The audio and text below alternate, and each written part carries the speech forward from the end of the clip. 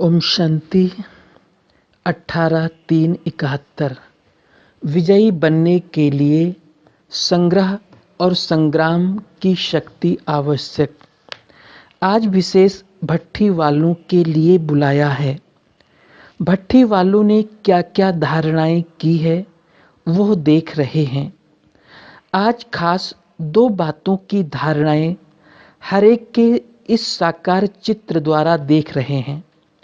दो शक्तियों की धारणाएं देख रहे हैं कि कहाँ तक हर एक ने अपनी यथाशक्ति धारणा की है। वो दो शक्तियां कौन सी देख रहे हैं? एक तो संग्रह करने की शक्ति, दूसरी संग्राम करने की शक्ति। संग्रह करने की शक्ति भी अति आवश्यक है। तो जो भट्ठी में ज्ञान रत्नों की धारणा मिली है उसको बुद्धि में संग्रह रखना, और इस संग्रह करने से ही लोग संग्रह कर सकेंगे। इसलिए संग्रह करने की और फिर संग्राम करने की शक्ति दोनों ही जरूरी है।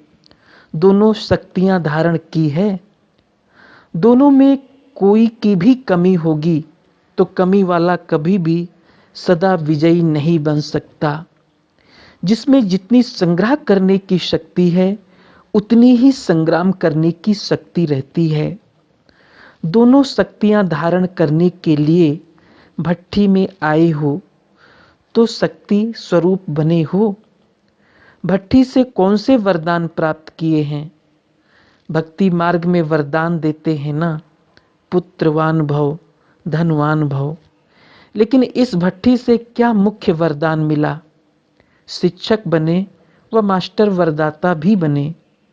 एक वरदान मिला शक्ति भव, दूसरा वरदान मिला सदैव अव्यक्त एक रस अवस्था का।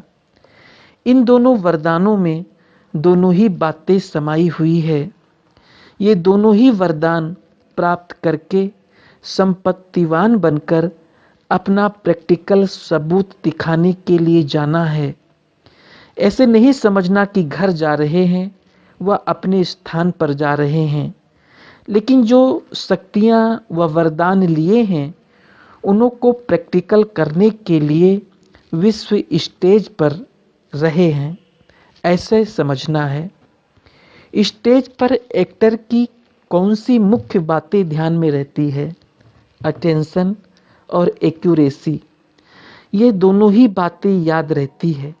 ऐसे ही आप लोग भी अब स्टेज पर एक्ट करके बाप दादा को प्रत्यक्ष करने के लिए जा रहे हो। तो ये दोनों ही बातें याद रखना। हर सेकंड, हर संकल्प में अटेंशन और एक्यूरेट। नहीं तो बाप दादा को प्रत्यक्ष करने का श्रेष्ठ पार्ट बजा नहीं सकेंगे। तो अब समझा क्या करने जा रहे हो? बाप दादा को प्रत्यक्ष करने का पार्ट प्ले करने जा रहे हो। ये लक्ष्य रख करके जाना। जो भी कर्म करो पहले ये देखो कि इस कर्म द्वारा बाप दादा की प्रत्यक्षता होगी। ऐसे भी नहीं कि सिर्फ वाणी द्वारा प्रत्यक्ष करना है, लेकिन हर समय के हर कर्म द्वारा प्रत्यक्ष करना है। ऐसे प्रत्यक्ष करो जो सभी आत्माओं के मुख से ये बोल निकले, ये तो एक एक जैसे साक्षात बाप समान है। आपका हर कर्म दर्पण बन जाए, जिस दर्पण से बाप दादा के गुणों और कर्तव्य का दिव्य रूप और रूहानियत का साक्षात्कार हो। लेकिन दर्पण कौन बन सकेगा? जो न सिर्फ संकल्पों को लेकिन इस देह भान को भी अर्पण करेगा। जो देह अभिमान को अर्पण करता है उसका कर्म, हर कर्म दर्पण बन जाता है। जैसे कोई चीज अर्पण की जाती है तो फिर वो अर्पण की हुई चीज अपनी नहीं समझी जाती। तो इस देह के भान को भी अर्पण करने से जब अपनापन मिट जाता है तो लगाव भी मिट जाता है। ऐसे समर्पण हुए हो। ऐसे समर्पण होने वालों की निशानी क्या होगी? एक तो सदा योग युक्त और दूसरा सदा बंधन मुक्त। जो योग युक्त होगा वो बंधन मुक्त जरूर होगा। योग युक्त का अर्थ ही है देह के आकर्षण के बंधन से भी मुक्त। जब देह के बंधन से मुक्त हो गए तो सर्व बंधन मुक्त बन ही जाते हैं। तो समर्पण अर्थात सदा योग युक्त और सर्व बंधन मुक्त, ये निशानी अपनी सदा कायम रखना। अगर कोई भी बंधन युक्त होंगे तो योग युक्त नहीं कहलाएंगे।